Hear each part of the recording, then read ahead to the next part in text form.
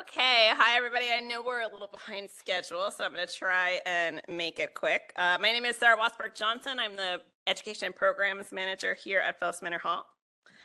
And here at Philipse Manor Hall, we have been really informed and guided by the Our Whole History Initiative, as any of you who spent some time going through the exhibits have seen. But we're really working on extending our research and program planning for the 250th of the American Revolution. So our goal is to diversify the traditional narrative of the American Revolution, which really usually focuses on military actions, the founding fathers, and patriot actions and rhetoric. We're going to do this by highlighting underutilized primary sources, illuminating the stories of civilians, women, people of color, and all through the lens of the Loyalist side of things, right? We're kind of a Loyalist-heavy panel today, but that's not typically the case. And also history local to Westchester County and the Hudson Valley. So that means we're doing a lot of original research wherever we can squeeze it in around the programming and kind of day-to-day operations that we're doing here. But really our goal is to humanize history. So we're bringing kind of these big national and international concepts down to a local and individual level to make them more relatable to visitors and students. Just going to do a little point because not everybody knows this. Just a little bit of an overview of some of the research that we've been doing at Philipse Manor Hall, but there is a difference. Philipse Manor Hall and Philipsburg Manor in Tarrytown get confused often. Historically, we were the lower mills here on the Sawmill River. Philipsburg Manor in Sleepy Hollow was the upper mills on the Pacantico. They're both part of the larger Philipse Manor, which is about 52,000 acres owned by 4 generations of the Philipse family. During the American Revolution, the Philipse family with Frederick Phillips III occupied this house until 1777, in which case, at which point they fled to New York City. And then they had rented the upper mills to the Pugsley family, their tenants, who actually turn out to be patriots. So kind of some interesting stuff there. The Philipse Manor was about a third of Westchester County, as you can see from this map.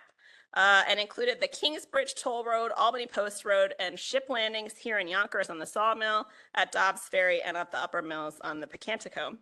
After the British drive the Continental Army out of New York City, Westchester County and the entirety of Philipse Manor Hall become known as the Neutral Zone, although it was rarely neutral. So the British Army is headquartered at Kingsbridge, basically as of November of 1776. And the Continentals are largely north of the Croton River, so the northern border of Philipse Manor. But that means that the residents of Philipse Manor are trapped between 2 armies. Far from stalemate, both armies and local patriot militias and loyalist provincial troops patrol the area, skirmishing with each other, foraging for cattle, hay, and other provisions, and occasionally burning out enemy sympathizers, or destroying civilian homes and barns to prevent them from falling into the hands of the enemy. Complicating matters was the prevalence of vigilantism, both authorized and unauthorized, in which cowboys and skinners stole cattle without payment instead of or without the promise of payment, which is usually what the armies did, burned barns and homes, beat enemy sympathizers, and assaulted and raped women. Just some primary source quotes, which I find very interesting. These are from British Lieutenant Stephen Kemble, who's traveling from Kingsbridge north through Westchester in November of 1777. He says, "The country at all this time unmercifully pillaged by our troops, Hessians in particular, no wonder if the country people refuse to join us." So he's talking about patriot tenants, of which there's a split among Philipse Manor between tenants who remain loyal with the Phillipses and those who side with the patriots. A couple of days later, the march of our baggage marked by the licentiousness of the troops who committed every species of rapine and plunder. But then just 2 days later, he's back at Philipse Manor Hall and says, "Has the pleasure of breakfasting this day with Mrs. Phillips and Mrs. Morris." Elizabeth Williams Phillips, whose husband, Frederick Phillips III, was imprisoned in Connecticut at the time, had complained just a few weeks earlier to George Washington about the Continental Army stealing her cattle. And she sent a similar letter to the British general, George Howe.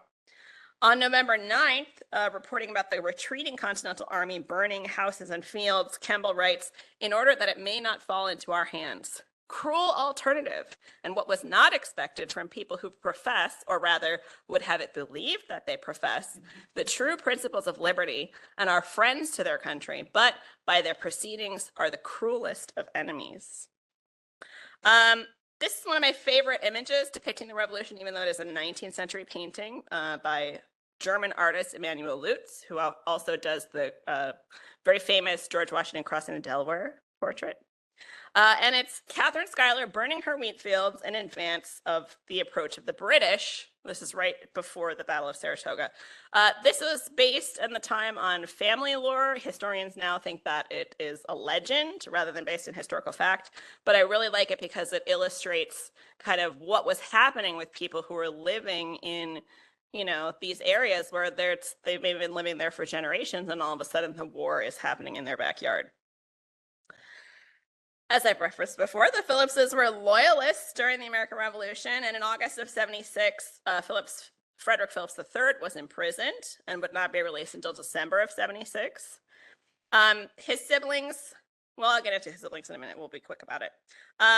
All three of the surviving siblings had their homes served as military headquarters during the war. So Mary Philipse and Morris's house, Mount Morris, which is today Morris Jumel Mansion, was briefly occupied as headquarters by George Washington during the Battle of Harlem Heights, and later by Hessian General Knyphausen and British Commander-in-Chief General Sir Henry Clinton.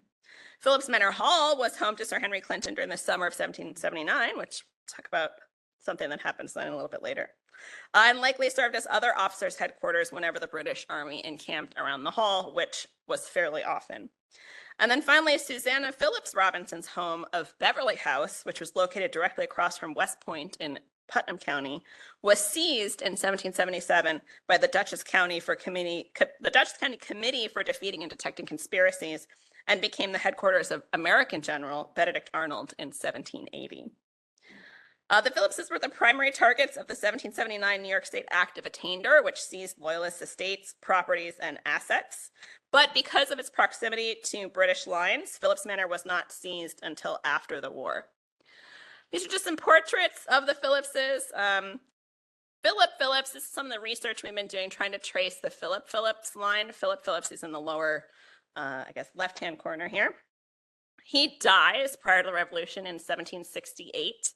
And kind of the traditional story was that his kids were too young to pick a side, and that's why he was not listed in the Act of Attainder. But I've been doing research, some genealogical research into that family, and all three of his sons were adults during the American Revolution, and all three sided with the British.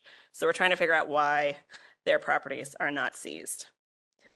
Michael and Ian have referenced this a little bit, but perhaps one of the most important events of the revolution to occur at Philipse Manor Hall was the Philipsburg Proclamation, preceded by Virginia Governor Lord Dunmore's proclamation. And as I had said, in the summer of 1779, this is Sir Henry Clinton's headquarters. He's here in the lead up to the taking of Stony Point and Verplank's Point. But although they're successful in taking both of those forts, he fails to kind of lure Washington out of the Hudson Highlands, and he's kind of frustrated about that. So on the ship, on the way back down to Philipse Manor Hall, they're becalmed in Haverstraw Bay for about a day, and they land on the afternoon of June 30th, and that is the day that the Philipsburg Proclamation is issued. So I think that is in response to his frustration with how the war is going. Michael referenced this already, so I'm not going to read the whole thing, but just to reference that, it says that if you're fighting on behalf of the rebels, we're going to capture you and sell you back into slavery, and that did happen. But if you are enslaved by the rebels and you come to us, any person will be unconditionally free and will be able to do basically whatever they want once they're behind British lines, which was unusual for the time that it applied to people other than military-age men who would fight for the British. Because of that, we have the rise of a number of Black Loyalist troop groups. We have Lord Dunmore's Ethiopian Regiment, in which people traveled, they would escape slavery and traveled to Virginia to join up with the Ethiopian Regiment. But that is kind of in a sense of disarray by the time we get to 1778 when Clinton takes over. Colonel Ty was one of the people who escaped slavery in New Jersey and went to Virginia to be part of Lord Dunmore's Ethiopian Regiment. And later he gets his own Black Brigade, which is a provincial troop that basically is terrorizing patriots in the New Jersey countryside. We also have Loyalist provincial corps that are somewhat integrated. As far as we can tell, there are Black soldiers serving in a variety of roles in a variety of troops. And then when Clinton kind of takes over as commander-in-chief in 78, he reorganizes what's left of the Ethiopian Regiment into the Black Pioneers and expands it. The Black Pioneers are, excuse me, I'm missing my spot here. Black Pioneers are largely serving in they're enlisted as soldiers, but they're largely doing labor style roles. I also found reference to a bunch of people of color in the King's American Dragoons. And then this is just a great image that I appreciate for showing Black soldier in and amongst British troops, even though technically this is Jersey Island in Britain. We're going to pretend it's New Jersey, right? Because of all the action, we're having Loyalist refugees in southern New York and into New York City. Roger Morris, married to Mary Philipse, and Beverly Robinson, married to Susanna Philipse, end up in various roles with the Commission of Refugees, which is basically deciding who is going to get military aid. And the bulk of these people evacuate to England and Canada, both during and after the war. We get to the Treaty of Paris, which has this nice little thing from Article 7 that says all prisoners on both sides shall be set at liberty, and His Britannic Majesty shall with all convenient speed and without causing any destruction or carrying away any Negroes or other property of the American inhabitants. Like we said, George Washington really didn't like that. He and Sir Guy Carleton, who takes over after Sir Henry Clinton, to kind of oversee the end of the war. He and Washington have a meeting on May 6th. The National Archives has a period description of that conversation, and then he and Washington send letters back and forth. And Washington's like, hey, time for you to give us back all of the people that are our property and that you took. And Guy Carleton's like, yeah, we're not going to do that. But what they do is they have this document called the Book of Negroes. Historians estimate there are up to 100,000 Black Loyalists throughout the colonies. That's the high number. We don't know exactly for sure. But Guy Carleton has Brigadier General Samuel Birch basically have these Birch trials. So if you are a Black Loyalist who wants to leave the country with the British Army, you have to go before Samuel Birch in New York City, and he'll determine whether or not you are eligible to leave. Approximately 3,000 people evacuate New York between April and November of 1783. I'm guessing a bunch more people probably left before April, but that's the parameters of the Book of Negroes. And not everybody in the Book of Negroes is free. It does list a number of people who are enslaved who are going with British military officers or British loyalists who serve in the provincial units. Little period image from the evacuation of New York. Oh, and I missed my last thing. Okay, so my last cool fact that I'm going to tell you is that the Black Brigade, Colonel Ty's Black Brigade, is actually one of the last of the British military to evacuate. They are listed in the Book of Negroes as evacuating on November 30th, 1783, and they all go on the same ship to Port Mouten, I don't know how to pronounce it, in Nova Scotia, which that is all in the Book of Negroes, which is super cool. And then I'm just going to say that this is how we're talking about all of these things, also through events, because I'm trying to be quick. But we can open up for maybe a couple of questions. Yeah, we can do some questions. Yes. We've heard a lot about including stories that are kind of based on ethnic and racial diversity, but do you guys plan on kind of digging into class dynamics? Because I frequently ask myself, for your average person, is it better after the revolution? And I think that's an interesting question that maybe we could. Yeah, I think your class really plays a big role in that. We talk about class at Philipse Manor Hall because the Philipses are so rich. They are so rich. They're literally American aristocracy. They're marrying into other manor lord families to maintain their generational wealth.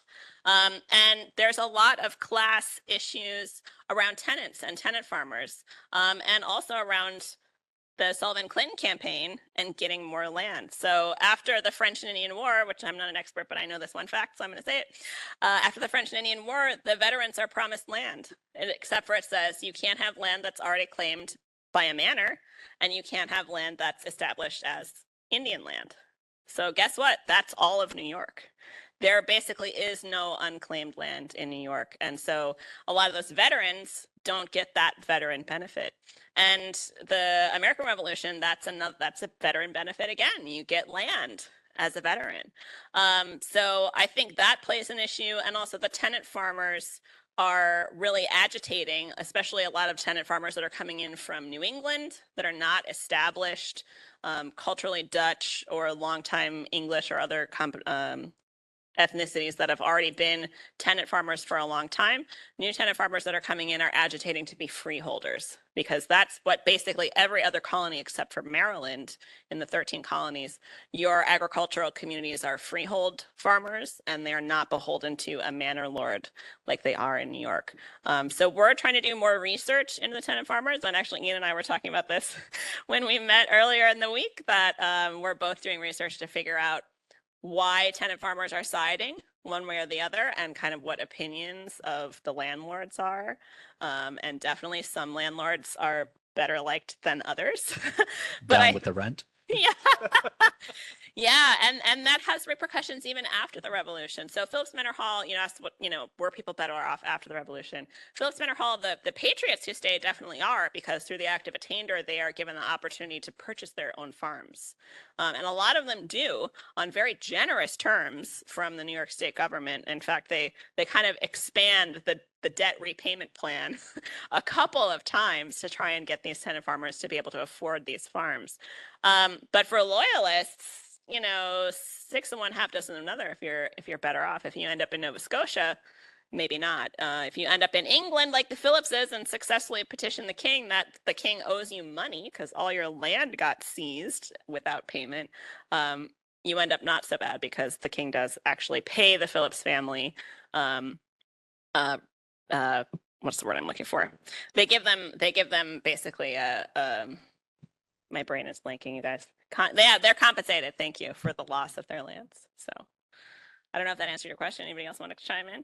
I was just going to say, that's one of the things that I'm really curious about and fascinated by being out at Johnson after having been at Schuyler for so long. As I mentioned in my presentation, was that difference between Philip Schuyler's tenants, so many of them ending up as Loyalists because they don't like Philip Schuyler, versus so many of Johnson's tenants, not all, but so many of them ending up as Loyalists because of their positive relationship with the family, looking at differences in what Philip Schuyler expects from tenants versus differences in what, you know, Sir William expects.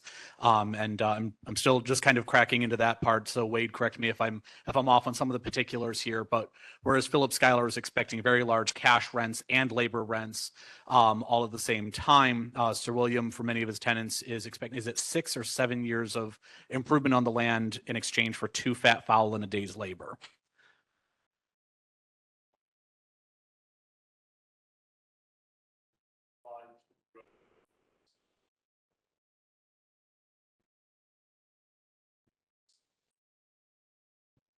So you can see there's going to be a lot of class history involved in the relationships between tenants and landlords in different regions relating to the revolution as well. I think we have time for one more question, if we have one more question. All right, Leslie.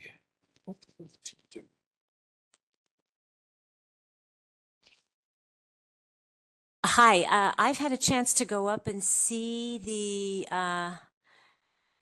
I can't remember, Ganondawanda, the Indian site Ganondagan? that's Ganondagan, that is south of Rochester. I was so impressed. I thought I was going to spend time before lunch, and we got out at 3:00. So I wanted to ask you more about interpreting New York Native history versus Rocky United States Native history. So I've had a chance to go to Indian reservations in Wyoming, and it's very different from what you're talking about. They are self-contained. and they are all very poor. And their Facebook pages talk a lot about how to cook with beans. And you're talking about integration, education, getting along and making something out of the situation you have now. Can you talk about the differences? You've traveled a lot Well- between Rocky Indians and natives. Right. So a lot of it has to deal with that the natives out here, we come across all of these things first. Right. So we start becoming more accustomed to European lifestyle as well before the natives further out west. So we are ready by the time you think the Indian Wars happened. Those guys out there, we have already become accustomed to the way we are right now, the way we are functioning in the society, in the non-native world, but also in the native world. But also, I think it just has to do with, again, that time it takes for that manifest destination to happen. So we're about 150 years ahead of them. We've had opportunities to already set programs up to utilize those programs. They are just now starting to realize the importance of those programs out west as well. They're facing the same problems we are, the same problems with language. We're still trying to, get our culture as solid as we need it, because that's what makes us who we are, is the culture, the language. So those two things really is what our communities would like to focus on the most. Because if we don't, then we will cease to exist as Indigenous people as soon as we are fully assimilated. And then what I've learned is a lot of the benefits that we get from living on this reservation, if you want to call them benefits, those go away. Now, the Canadian government, the Canadian natives are a little different than what we have here in New York State. All of their money it was put into a trust, and the Queen said, "You don't know how to take care of your funds, we'll keep it for you." So the funding that a lot of the Canadian natives receive is their own money from these trusts. Here in the United States, we don't have that. We are kind of at the bay of what the government says they can help us with. And the majority of our communities just now, a good example is the Seneca Nation of Indians. They went to an electoral government quite some time ago. But they are pretty much self-sufficient. They have, gas stations, smoke shops, which is pretty, popular throughout the whole country. But they are now starting to have community centers where there are programs going on, health programs, weight rooms, fitness centers are in these community places. So really, it's only a matter of time before the natives further west realize that the battle is in the books. It's education. That's how we have to, I guess, stay on top of the game here, because it's all in the rhetoric, and it has been all in the rhetoric since they came over here and started talking, right? We see a lot of these quotes, and we know for a fact that a lot of these treaties that were made with certain natives, it was all in the rhetoric. How do you understand a different language if you've never heard it before? You got to trust the guy next to you. So really what takes place even after the American Revolution, we have the Quakers come in and sit down with us, and they really, really talk with us and tell us really what's going on in the translation of what's happening between the United States government and the Native people. Today, the Native people, we're all face the same issues, healthcare, poverty, it's a big thing, but also we out this part of the country have a little more opportunity to make something of ourselves, because one, there's bus lines sometimes in our communities. Sometimes there's job opportunities right on the territory. And out west, if you've been there, you know that there is miles and miles and miles and miles of flat land. So really what it boils down to is creating opportunities and places for people to be comfortable, who they are, but also we need to make sure that, they're compensated for that time. Native people out west, sometimes they look at us like it's our fault that things are the way they are because we handled the Europeans first. But also, I think we were the first ones to realize, like the stars, they're going to show up. There's nothing we can do about it. We just got to kind of utilize that time and work side by side. And a lot of our community members are doing that now, to where we are, we're political people. We're not just leaders in our communities. Like I said earlier, we're now doctors, lawyers, judges. I just did a presentation for Judge Montour in Buffalo. And it's really cool to go in there and hear a guy speak Mohawk in the Supreme Court. It's a very impressive thing. There's another gentleman that did the same thing with Parliament in Canada. He gave his whole speech in the Mohawk language. and then translated it into English and then said it in French. And that's the way all the leaders were doing it years ago. The natives weren't just talking their own language. We're talking every native language around us, and we're talking English, and we're talking German, and we're talking French. So, you know, it's I don't want to say they're not dealing with things that we have moved on from, because we still deal with the same issues that way. It's really about just getting out there, getting educated, and having the spaces available to share the stories and the knowledge that we have. Thank you.